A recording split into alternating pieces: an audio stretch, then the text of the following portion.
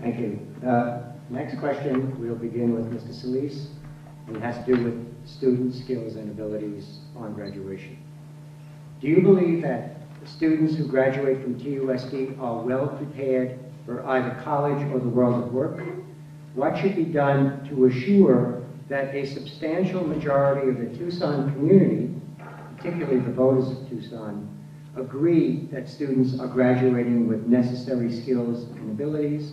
And candidates have 2 minutes each to answer this question. No, I don't believe that graduates of the high schools at TUSD, for the most part, maybe with an exception, University High, are graduating with the skills and abilities that they should have after attending 12 years of school. I mean, the data suggests otherwise, that indeed most of the kids who graduate aren't capable of entering any college. The curriculum itself is not a college prep curriculum. You'd have to take 2 years of language outside of TUSD if you follow the TUSD model to get into the University of Arizona. Why we don't make kids take it, I'm not sure. What should we do to ensure that the community wants their kids to be educated so that they'll be able to go to college? Well, we need to do it. The way you do it is that you start from the very beginning. The kids, you've got to do it in kindergarten. You have to have full day kindergarten.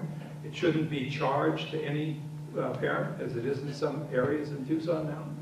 You need to make certain that the kids at the very lowest levels get the best education possible, so that when they get into middle school and when they get into high school, they're not pushed out because they don't have the skills to be able to do the work.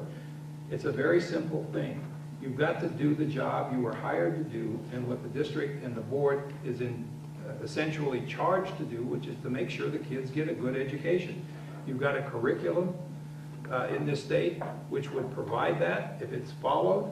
If at the end of each school year and each grade the kids are tested, and if they cannot pass those tests and we have to keep them back, it's better to keep them back when they're young than to kick them out when they're 18 or 17 out into the world and not be able to function. So I think that if we do the job we're required to do as a board, because we're the ones that are supposed to set policy and make sure that policy is executed, then we'll get the result we want. Thank you. Ms. Rowell. I graduated from Pueblo High School in 1989. And when I went to the University of Arizona, they required me to take a math test to see where I would fit. Math was never my strongest subject. And so when I took the test, I had to take a remedial math class in order to catch up.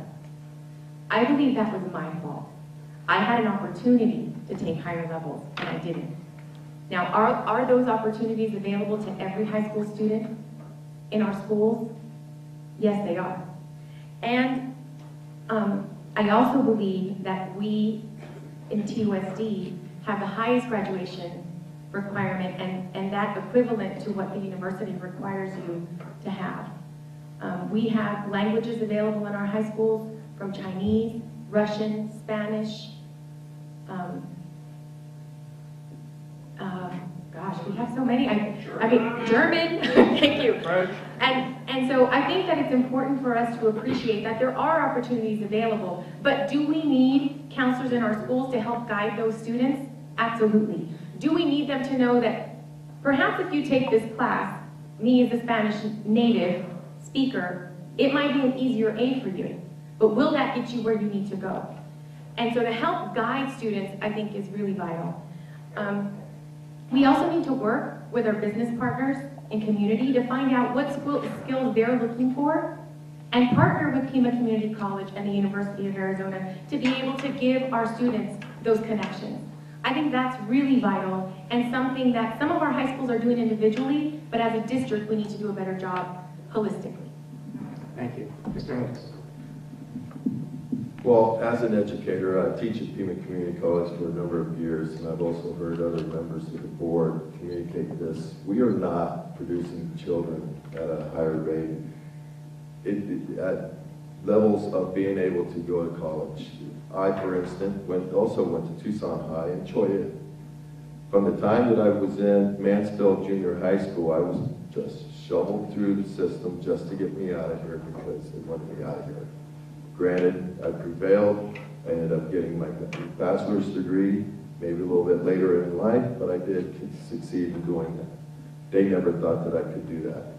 But what I want to say is basic skills and knowledge is the foundation for student success.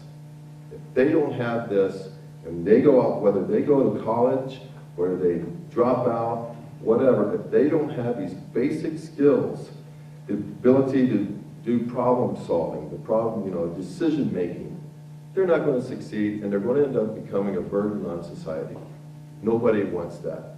I don't want to see that. I don't want to see my children being a burden to society. I want my children to be able to function in this life, whether my son or daughter goes to college or not. I'm not going to push them. I'm going to nudge them, but I'm not going to push them. But I want them to be able to succeed in this society as functional individuals. And I'm a product of one who has just been pushed through the system, period. Thank you. Mr. Lefebvre. I just want to go back to the DSEC funding. You know, I heard two things. I heard one comment regarding the fact that we really don't know where the $65 million are going, and that really DSEC was a failure. And I'm also hearing that there was some successes. Absolutely, there's been successes with that funding. We don't know about them because the district continues to do things like fund a Disneyland trip to Florida. And we don't trust the district when we make those kind of decisions. When administrators go to Florida for, what is it called? Well, for, I think, customer service, I think they were supposed to learn in Disneyland a couple of years ago. So then the hardworking teachers in the community hear about this and they think, well, $65 million, well, if I can't trust you to use your money wisely, okay, with staff development, then I'm not going to trust you with $65 million from DSEG, you know? So I think we need to find better ways to be better ambassadors and manage our finances better at TSD, and then we have more trust with our other decisions. I think that regarding the students and are they prepared? Well, yes and no. Yeah, many are prepared, but we can do better. We all know we can do better. My goodness, we could do better in the state. We could do better at TUSD. Yes, there's things that we need to fix, but let's not forget that in Phoenix, there are politicians who basically call our public schools government schools. It's highly political. They have it out for us. And what we have to do is advocate. We've got to advocate. If we need to recognize that we are really in a wonderful education revolution. Prop 100 was proof of that. There was a lot of crossover. I saw parents and teachers and people who've never advocated, never rallied before saying enough. And that's moderates and conservatives everywhere pushing for Prop 100. Unfortunately, it was basically just to maintain what we have. Okay? So let's be serious about this. Yes, we need to fix some things. But we also have to advocate, and we have to do a better job in doing that in Phoenix in partnership. Thank you. The